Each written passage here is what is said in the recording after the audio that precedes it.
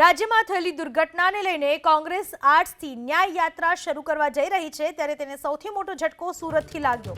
દુર્ઘટનાઓનો અને પીડિતોનો ઉપયોગ રાજનીતિ માટે ન થાય એવી માંગ તક્ષશિલા અગ્નિકાંડના પીડિત પરિવારોએ કરી છે।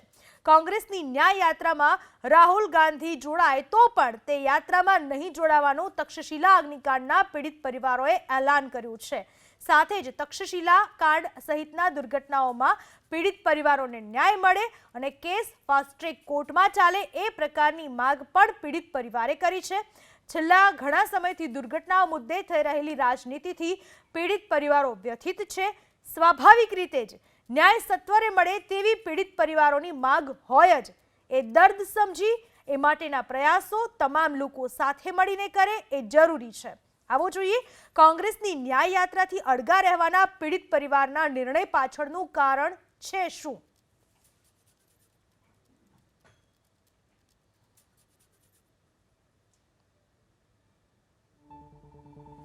અગ્નિકાંડના વાલીઓ છે, માંગ કરી રહ્યા છે ન્યાયની સાથે, ત્યારે તક્ષશિલા પાસે તેઓ આવી પહોંચ્યા છે। તસવીરો તમે જોઈ શકો છો, આ એ જ ઇમારત છે જ્યાં તક્ષશિલા અગ્નિકાંડ થયો હતો અને 22 જેટલા માસૂમ વિદ્યાર્થીઓ મોતને બેઠ્યા હતા।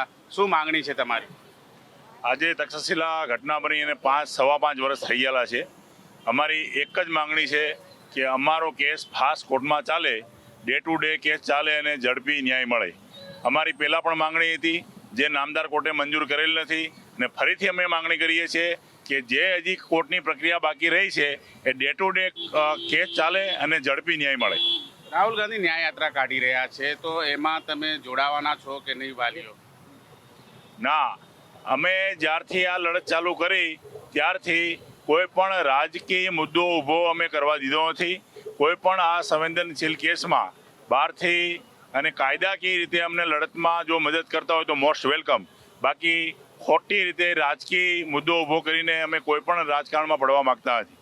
યાત્રામાં મતલબમાં તમે વાલીઓ જોડાશો કે નહીં? ના, બિલકુલ નથી જોડાવાનું। તમે યાત્રામાં જોડાવાના છો ખરા? યાત્રા શેના માટેની યાત્રા? હું તમને પ્રશ્ન પૂછું છું, શેના માટેની યાત્રા? યાત્રા ન્યાયની યાત્રા કાઢે, જો ન્યાય મળી જતો હોય તો અમે રોજ યાત્રા કાઢવા તૈયાર છીએ।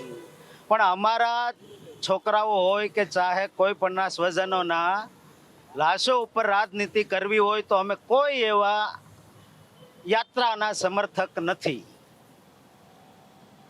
આજે નહીં કે કાલે અમે કોઈ રાજકીય પક્ષનો સહારો કે કોઈનો હાથો બનવા અમે તૈયાર નથી, આજે નહીં અને કાલે નહીં। તમે શું કહેશો, જે પ્રમાણેની યાત્રા નીકળી રહી છે રાહુલ ગાંધીની, તો એમાં સમર્થન આપો છો ખરા? નહીં, બિલકુલ નહીં।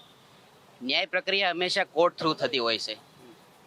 અમને જો એને સહયોગ જ કરવો હોય, 5 વર્ષ થઈ ગયા છે, અમારા કેસની તપાસ પણ પૂરી થઈ ગઈ છે, ટ્રાયલ બેઝ ઉપર કેસ છે, 5 વર્ષથી કેસ ચાલુ છે।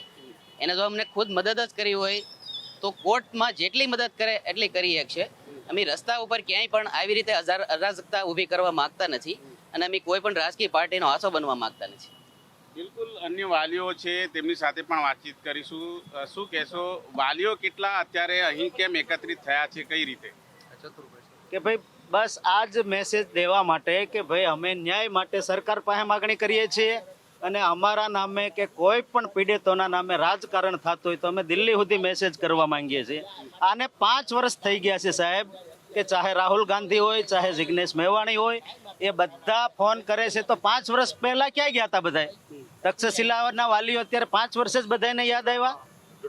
તો 5 વર્ષે રાહુલ ગાંધી બી અહીંયા આવીને ગયા છે 3 થી 4 વખત, ત્યારે એને મળવાનો ટાઈમ નહોતો, અને આજે અમને ફોન કરીને બોલાવે છે તો એનો મતલબ શું છે? બિલકુલ જોઈ શકાય છે અત્યારે તમામ તક્ષશિલાના વાલીઓ એક સુરે કહી રહ્યા છે કે રાહુલ ગાંધીની ન્યાય યાત્રામાં તક્ષશિલા અગ્નિકાંડના વાલીઓ છે એ નહીં જોડાય। કેમેરામેન રાકેશ પાનવાલા સાથે ધનરાજ બાગલે, એબીપી અસ્મિતા, સુરત।